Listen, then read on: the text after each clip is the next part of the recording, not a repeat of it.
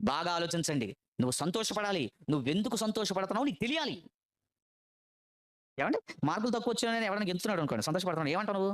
ఒరేయ్! నీకు మార్కులు ఎక్కువ రాలా, తక్కువొచ్చినియి. తక్కువొచ్చినాయి ఆనందపడతావేంటి? అయితే నీకెక్కడ ఆనందపడాలో అర్థం కావట్లా.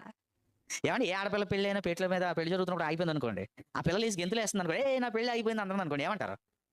పిచ్చిదానా, పెళ్లి అవ్వలేదు, పెళ్లి ఆగిపోయింది. ఎక్కడ ఆనందపడాలో, ఎక్కడ బాధపడాలో నీకు తెలియాలి. క్రైస్తవుడా, యేసు ప్రభు ఈ లోకానికి ఎందుకొచ్చాడో తెలిసి సంతోషించు. నేను సంతోషించదనట్లేదు. ఆనందించుడి. మరలా చెబుతున్నాను. ప్రభువునందు ఆనందించుడి. ప్రభు ఎందుకొచ్చాడో తెలుసుకొని ఆనందించుడి. ఒకడు ఫోన్ మాట్లాడుతున్నాడు. ఫోన్ మాట్లాడుతూ చేతిలో మందు గ్లాస్ ఉంది. ఫోన్ ఉంది చేతిలో. ఓ చేతిలో మందు గ్లాసు, ఫోన్ ఇక్కడ ఇలా పెట్టుకున్నాడు. ఈ చేతితో సిగరెట్.